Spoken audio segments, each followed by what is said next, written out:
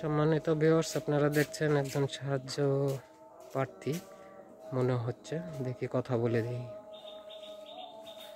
আসসালামু আলাইকুম চাচা, ভালো আছেন? আপনার সাথে একটু কথা বলবো, তাই একটু দাঁড়ালাম। আপনার বাড়ি কোথায় চাচা? গোপালপুর। গোপালপুর। তা আপনি কোথায় যাচ্ছেন? বেড়াচ্ছেন, সাহায্য করতেছেন? সাহায্য করেন কেন চাচা? আপনার হাতের সমস্যা, তাই না? কাজ কাম করতে পারেন না, তাই না? ও না, তাহলে তো কোনো না কোনো ভাবে তো চলা লাগবে, খাওয়া লাগবে। তো চাচি আছে? আপনার স্ত্রী আমার চাচি আছে? বাচ্চা আছে? বাচ্চা আছে। কি করে? বাড়িতেই থাকে? ও, ছেলে মেয়ে? দুইটা ছেলে না মেয়ে? একটা মেয়ে একটা ছেলে। একটা মেয়ে একটা ছেলে। হ্যাঁ, মেয়ে বড় না ছেলে? বিয়ে দিয়েছেন তো নাকি? ছেলে? ছেলেকেও বিয়ে দিয়েছি। বিয়ে দিয়েছেন? তো ছেলে আপনাকে দেখে না? কি করে? ব্যাংকের চাকরি করে। ছেলে ব্যাংকের চাকরি করে, আপনাকে দেখে না? ইস, এর থেকে কষ্ট আর আপনি মানে আমি ভাষায় বলতে পারছি না। আপনার মতো কষ্ট মনে হয় আর কারো আছে? তো কতদিন ধরে চাকরি করে?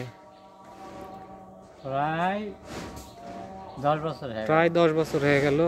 লেখাপড়া তো আপনিই শিখাছেন নাকি, না কোথাও থেকে শিখছে? মানে আপনি কোনোভাবে কাজ কাম করে সাহায্য টাহ্য করে লেখাপড়া শিখাছেন, এখন চাকরি করে আর আপনি দেখে না। ইস চাচা, খুব কষ্টের বিষয়। তো কিসের ব্যবসা করতেন? ডাবের।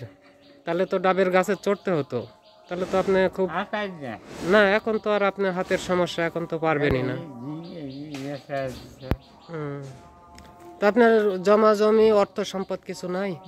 বাড়ি ঘর? বাড়ি বাড়ি কোন রকম বাড়ি আছে? বাড়ি ছাড়া অন্য কোনো জমি নাই? এই এত অভাবের মধ্যে দিয়ে ছেলে লেখাপড়া শিখাছেন, তাকে চাকরি নিয়ে দিয়েছেন, এখন আর দেখিচ্ছে না। খুব কষ্ট লাগলো চাচা। তো আপনার ঠিকানাটা একটু বলেন তো। গোপালপুর। আপনার বাড়ি গোপালপুর, থানা? থানা মান্দা। জেলা? রাজশাহী। জেলা রাজশাহী। না না না না, থানা মান্দা হলো কিভাবে তাহলে? থানা মান্দা হলো কিভাবে তাহলে? আপনাদের থানা কোনটা? বাগমারা থানা। হ্যাঁ হ্যাঁ, মান্দা থানা। জেলা রাজশাহী বলেছেন জি? ও হ্যাঁ হ্যাঁ, ঠিক আছে। হ্যাঁ, মানে আপনি ও চাচা গোপালপুর মানে বহু দূর বাড়ি তো আপনি? এই গোপালপুর। ও আচ্ছা, আমি মনে করছিলাম ওই যে প্রসাদপুরের ওপর আরেক গোপালপুর আছে সেটা। আচ্ছা যাক, পশ্চিম দামনারহাটের পশ্চিম পার, চকগড়ি। আচ্ছা যাক, আপনার ঠিকানাটা নিলাম, কোনো একটা কারণে ভবিষ্যৎ আপনাকে আমি খুঁজো করতে পারি।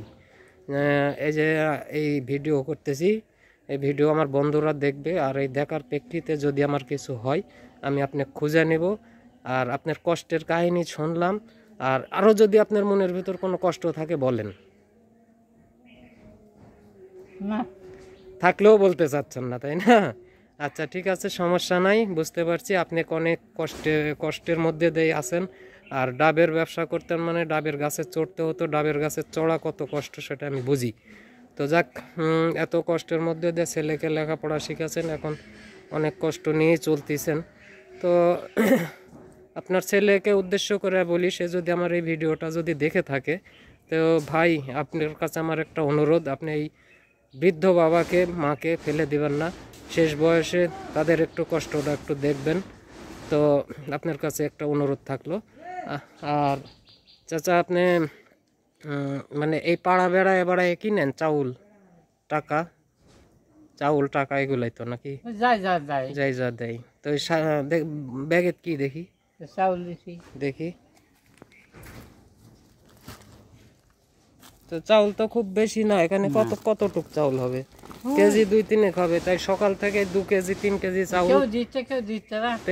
এইটুক চাউল দিয়ে সংসার চলবে? কি করবো? প্রতিদিন বেড়ান? প্রতিদিন বেড়া অসুখ হলে পারাই না। মানে যে যখন অসুস্থতা যখন বেশি হয় তখন পারেন না, না তো তখন তো সংসার চলা খুব কষ্ট। এই কাকা আসা পারিনি, ওই আসা পারিনি। তো এইভাবেই যে রোদ গরম, কঠিন গরমের মধ্যে যে আপনি যে বেড়াচ্ছেন, খুবই কষ্টের বিষয়। তো যাক, আপনার কথাগুলো শুনলাম।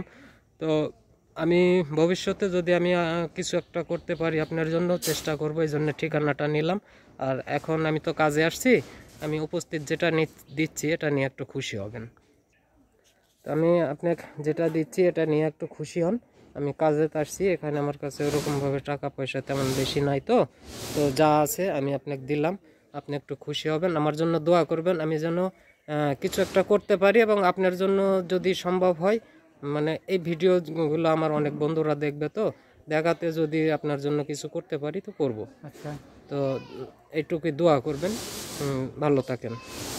খুশি হলেন তো? বেশি কিছু দিতে পারলাম না, না না অল্প কয়েকটা টাকা দিলাম।